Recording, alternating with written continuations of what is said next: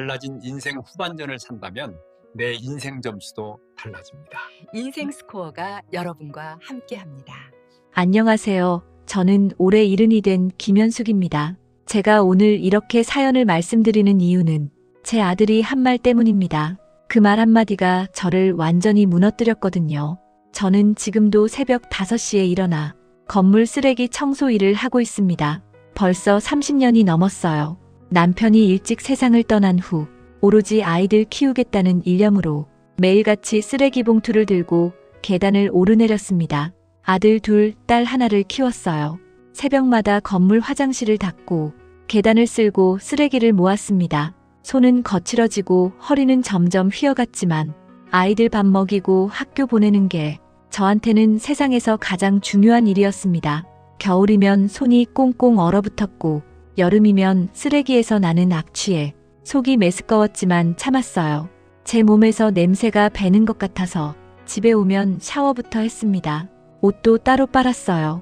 아이들이 학교에서 놀림받을까봐 청소 일한다는 걸 숨기고 싶었거든요. 큰아들이 중학교에 다닐 때였어요. 어느 날 학교 앞에서 우연히 마주쳤는데 아들이 고개를 돌리더라고요. 제가 청소복을 입고 쓰레기 수레를 끌고 가는 모습을 친구들한테 들키기 싫었던 거죠. 그날 저는 한참을 그 자리에 서 있었습니다. 가슴이 너무 아팠어요. 그래도 저는 계속 일했습니다. 아이들 대학 보내야 한다는 생각뿐이었어요. 등록금을 마련하려고 명절에도 쉬지 않고 일했고 밤에는 다른 건물 청소까지 더했습니다. 손가락 마디마디가 굵어지고 무릎이 시큰거려도 참았습니다. 다행히 큰아들은 대학을 졸업하고 괜찮은 회사에 들어갔습니다. 둘째 아들도 취직했고 딸은 결혼해서 시댁 식구들과 잘 지내고 있어요. 자식들이 모두 제품을 떠나 독립하는 모습을 보면서 저는 그동안의 고생이 헛되지 않았다고 생각했습니다. 하지만 자식들이 결혼하고 나서부터 집에 잘 오지 않더라고요. 명절이나 생일 때도 바쁘다는 핑계를 대며 얼굴 보기가 점점 어려워졌습니다. 그래도 저는 이해하려고 했어요. 다들 자기 인생 사느라 바쁘니까요. 그러던 어느 날 큰아들한테서 전화가 왔습니다. 엄마, 이번 주말에 아이들 데리고 갈게요. 아들의 목소리를 듣는 순간 얼마나 반가웠는지 몰라요. 손주들 얼굴도 보고 싶었고 아들 내외랑 밥이라도 같이 먹고 싶었거든요. 저는 그날부터 집안 청소를 시작했습니다. 평소보다 더 꼼꼼하게 닦고 또 닦았어요. 손주들이 좋아할 만한 반찬도 미리 준비했습니다. 시장에 가서 고기도 사고 아이들이 좋아하는 과일도 샀어요. 일하느라 고단했지만 마음만은 들떠 있었습니다. 드디어 주말이 되었어요. 아들 가족이 문을 열고 들어왔습니다. 손주들 얼굴을 보는 순간 눈물이 날 것 같았어요. 너무 오랜만이었거든요. 그런데 아들의 표정이 심상치 않았습니다. 현관에 들어서자마자 코를 찡그리더니 며느리를 돌아보며 말했어요. 여보, 냄새 안 나? 며느리도 코를 킁킁거리며 약간 그런 것 같긴 한데요 라고 대답했습니다. 저는 그 순간 온몸이 굳어버렸어요. 무슨 말인지 알 것 같았거든요. 아들이 저를 보며 말했습니다. 엄마 집에서 쓰레기 냄새가 나요. 아무리 청소해도 옷이랑 몸에 배는 건가 봐요. 아들은 창문을 활짝 열어젖히며 계속 말했습니다. 저는 며느리의 눈치를 보며 말했어요.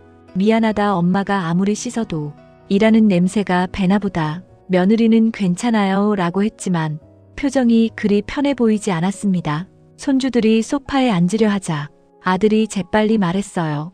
얘들아, 잠깐만 거기 앉지 마라. 엄마 이불 같은 거 좀 깔아주세요. 아이들이 옷에 냄새 배면 안 되잖아요. 저는 서둘러 이불을 가지러 갔습니다. 손이 떨려서 이불을 제대로 잡을 수가 없었어요. 30년 넘게 쓰레기를 치우며 이 아이들을 키웠는데 그 냄새가 이제 와서 문제가 되다니요. 거실에 이불을 깔고 나자 아들이 또 말했습니다. 엄마, 사실 우리 오늘 밥 먹고 바로 갈 거예요. 아이들이 여기서 오래 있으면 옷에 냄새 배서 나중에 빨아야 하거든요. 그 말을 듣는 순간 눈앞이 캄캄해졌습니다. 저는 며칠 전부터 준비한 음식들을 생각하며 겨우 입을 열었어요. 그래도 엄마가 반찬 많이 해놨는데 조금만 있다 가면 안 되겠니? 아들은 고개를 저으며 말했습니다. 아니, 엄마, 솔직히 말씀드리면 저희 다음 주부터는 집에 잘 못 올 것 같아요. 아이들이 크면서 친구들도 생기고 하니까 할머니 집 가는 걸 싫어하거든요. 냄새 때문에요. 저는 손주들을 바라봤습니다. 아이들은 저를 보지 않고 핸드폰만 들여다보고 있었어요. 예전에는 할머니 하면서 제 품에 안기던 아이들이었는데 이제는 저한테 가까이 오는 것조차 꺼려하는 것 같았습니다. 며느리가 조심스럽게 말했어요. 어머니 혹시 청소일 그만하실 생각은 없으세요? 이제 나이도 있으시고 몸도 안 좋으실 텐데요. 저희가 용돈 드릴 테니까요. 아들도 거들었습니다. 맞아요. 엄마 이제 그만하세요. 저희가 매달 얼마씩 드릴게요. 그러니까 청소일은 그만두시고 집에서 편히 쉬세요. 순간 아들의 말이 제 가슴을 후벼 팠습니다. 청소일을 그만두라는 게 제가 쉬라는 뜻이 아니라 냄새나니까 일을 그만두라는 소리였거든요. 손주들 만나기 싫으니까 더 이상 청소부로 살지 말라는 거였어요. 저는 힘없이 말했습니다. 엄마는 아직 일할 수 있단다. 나이 70이면 요즘 젊은 거야. 그리고 일 안 하면 엄마 심심해. 아들이 짜증 섞인 목소리로 말했습니다. 엄마 왜 그렇게 고집이세요? 저희가 돈 드린다잖아요. 제발 좀 청소일 그만하시고 집에서 가만히 계세요. 저희도 체면이 있어서 그러는데 친구들한테 우리 엄마 청소부라고 말하기가 얼마나 민망한지 아세요? 그 말을 듣는 순간 머리가 멍해졌습니다. 30년 넘게 제가 했던 일이 아들한테는 부끄러운 일이었던 거예요. 제가 손에 쥐어짜낸 돈으로 이 아이를 대학 보내고 결혼시켰는데 그 아들이 제 직업을 부끄러워하고 있었습니다. 며느리가 시계를 보며 말했습니다. 여보, 우리 이제 가야 할 것 같은데요. 아이들 학원 가야 해요. 아들이 벌떡 일어서며 말했어요. 그래, 엄마 우리 먼저 갈게요. 다음에 또 올게요. 아 참, 엄마 청소일은 진짜 좀 그만하세요. 그게 우리 모두를 위한 거예요. 현관문이 닫히는 소리가 들렸습니다. 저는 멍하니 문만 바라보고 서 있었어요. 식탁 위에는 제가 며칠 동안 준비한 음식들이 고스란히 남아 있었습니다. 그날 밤 저는 잠을 이룰 수가 없었어요. 아들의 말들이 머릿속에서 맴돌았습니다. 쓰레기 냄새가 난다. 아이들 옷에 냄새 배면 안 된다. 청소일 그만하세요. 체면이 있어서 그런다. 저는 화장실 거울 앞에 섰습니다. 거울 속의 제 모습이 낯설게 느껴졌어요. 주름진 얼굴, 거친 손, 굽은 허리. 30년 동안 쓰레기를 치우며 이렇게 늙어버린 제 모습이 갑자기 너무 초라해 보였습니다. 저는 샤워를 다시 했어요. 때를 밀고 또 밀었습니다. 온몸이 빨개지도록 문질렀는데도 냄새가 가시지 않는 것 같았어요. 정말 제 몸에서 쓰레기 냄새가 나는 걸까요? 아니면 아들이 저를 그렇게 보는 걸까요? 다음 날부터 저는 일터에 나갔지만 예전 같지 않았습니다. 쓰레기 봉투를 들 때마다 아들의 말이 들렸어요. 냄새 난다고, 부끄럽다고. 계단을 오르내릴 때마다 숨이 가빠졌습니다. 예전에는 이 정도 일은 아무것도 아니었는데 이제는 한층만 올라가도 숨이 찼어요. 허리도 아프고 무릎도 시큰거렸습니다. 어느 날 쓰레기를 들다가 그만 계단에서 주저앉고 말았어요. 다리에 힘이 풀려서 일어설 수가 없었습니다. 한참 동안 그 자리에 앉아 눈물만 흘렸어요. 왜 이렇게 살아야 하나? 뭐하러 이렇게까지 살아야 하나? 자식들은 저를 부끄러워하는데 저는 왜 아직도 이 일을 하고 있나? 그날 이후로 저는 잠을 잘 수가 없었습니다. 밤만 되면 가슴이 두근거리고 숨이 막혔어요. 식은땀이 흐르고 온몸이 떨렸습니다. 무언가에 짓눌리는 것 같았어요. 새벽에 일어나 출근 준비를 하는데 갑자기 심장이 쿵쾅거리기 시작했습니다. 숨을 쉴 수가 없었어요. 죽을 것 같았습니다. 저는 바닥에 주저앉아 한참 동안 가쁜 숨을 몰아쉬었습니다. 병원에 가니 의사 선생님이 말했어요. 공황장애 증상이 있으시네요. 우울증도 같이 온 것 같고요. 무슨 큰 스트레스를 받으셨나요? 저는 대답할 수가 없었습니다. 아들이 저한테 쓰레기 냄새 난다고 했다는 말을 어떻게 꺼낼 수 있겠어요? 자식이 저를 부끄러워한다는 사실을 어떻게 말할 수 있겠습니까? 이제 저는 새벽에 일어나는 것도 힘듭니다. 일터에 나가는 게 두렵고 사람들을 마주치는 것도 무섭습니다. 제 몸에서 냄새가 나는 것 같아서 사람들이 저를 피해가는 것 같아요. 며칠 전에는 슈퍼에서 장을 보다가 아는 사람을 마주쳤어요. 그 사람이 저를 보고 인사를 건넸는데 저는 그냥 고개만 숙이고 지나쳤습니다. 말을 걸면 제 입에서 냄새가 날 것 같았거든요. 집에 혼자 있을 때가 제일 힘듭니다.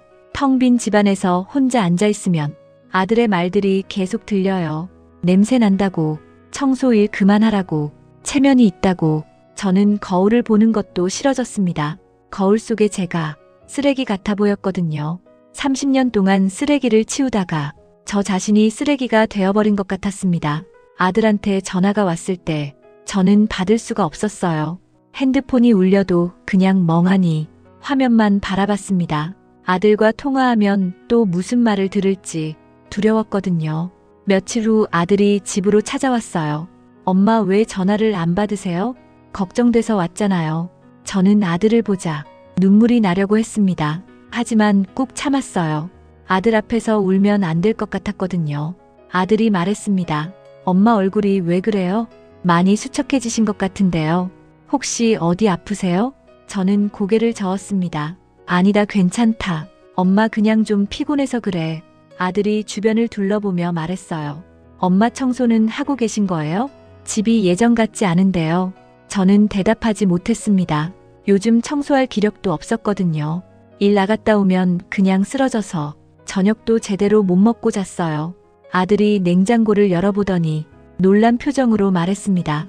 엄마 냉장고에 아무것도 없잖아요. 제대로 드시고 계신 거 맞아요? 저는 아무 말도 할 수 없었습니다. 입맛이 없어서 밥을 먹어도 모래를 씹는 것 같았거든요. 아들이 저를 병원에 데려갔어요. 의사 선생님이 진찰을 하고 심각한 표정으로 말했습니다. 우울증이 상당히 진행되었고 공황장애도 심한 편이네요. 빨리 치료받지 않으면 위험할 수 있습니다. 진료실 밖으로 나오자 아들이 물었어요. 엄마 도대체 무슨 일이 있었던 거예요? 왜 이렇게 되신 거예요? 저는 아들을 바라봤습니다. 아들의 눈에는 진심 어린 걱정이 담겨 있었어요. 하지만 저는 말할 수가 없었습니다. 내가 나한테 쓰레기 냄새 난다고 했잖니.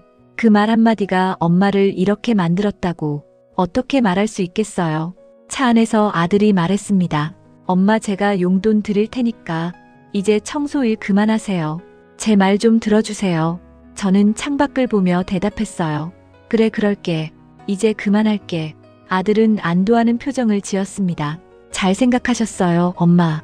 이제 집에서 편히 쉬세요. 하지만 저는 알고 있었어요. 제가 일을 그만두는 이유가 쉬고 싶어서가 아니라 아들이 부끄러워해서라는 것을요. 제 몸에서 냄새가 난다고 해서라는 것을요. 집에 돌아와 혼자 앉아 있으니 눈물이 멈추지 않았습니다. 30년 동안 했던 일을 이런 식으로 그만두게 될 줄은 꿈에도 몰랐어요. 제 인생이 뭐였나 싶었습니다. 자식 키우겠다고 매일같이 쓰레기를 치우며 살았는데 그 자식들은 저를 부끄러워하고 냄새 난다고 하고 이제는 만나러 오지도 않겠다고 합니다.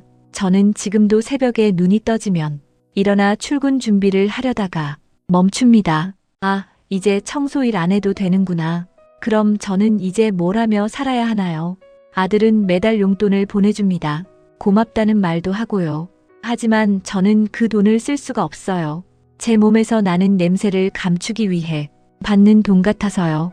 가끔 길에서 청소하는 분들을 보면 가슴이 먹먹해집니다. 저도 얼마 전까지는 저렇게 일했는데 이제는 그 일마저 할 수 없게 되었습니다. 제 몸에서 냄새가 난다는 이유로요. 밤마다 악몽을 꿉니다. 꿈속에서 저는 계속 쓰레기를 치우고 있어요. 그런데 아무리 치워도 쓰레기는 계속 쌓이고 주변 사람들이 코를 막으며 저한테서 멀어집니다. 제가 아무리 소리쳐도 아무도 제 말을 들어주지 않아요. 깨어나면 온몸이 땀에 젖어 있습니다. 심장이 미친 듯이 뛰고 숨을 쉴 수가 없어요.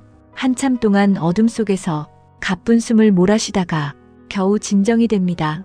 약을 먹어도 나아지지 않습니다. 의사 선생님은 시간이 필요하다고 하지만 저는 시간이 지날수록 더 힘들어지는 것 같아요. 제 인생이 무너지는 소리가 매일 밤 들리는 것 같습니다. 어제는 아들이 전화를 했어요. 엄마 많이 좋아지셨어요?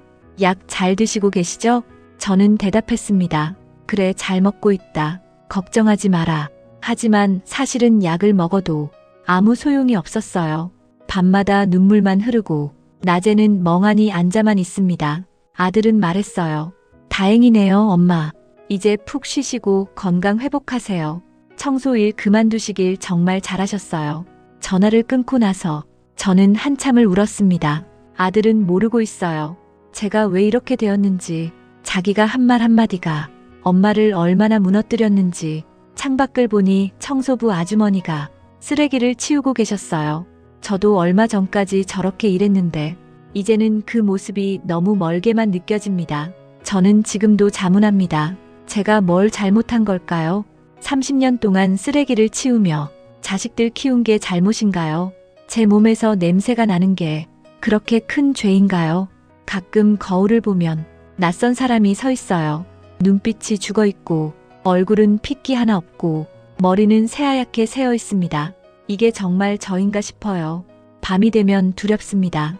또 악몽을 꿀까봐, 또 숨이 막혀서 깰까봐, 그렇게 매일 밤 공포 속에서 잠이 듭니다. 이제 저는 잘 모르겠어요. 제가 앞으로 어떻게 살아가야 할지. 자식들은 잘 지내고 있고 손주들도 잘 크고 있는데 저만 이렇게 무너져 내리고 있습니다. 쓰레기 냄새 난다는 아들의 그 말 한마디가 저를 이렇게 만들어버렸어요. 30년을 일한 제 인생이 쓰레기가 되어버린 것 같습니다. 오늘 영상이 공감이 되셨다면 구독과 좋아요, 알림 설정까지 꼭 부탁드립니다. 감사합니다.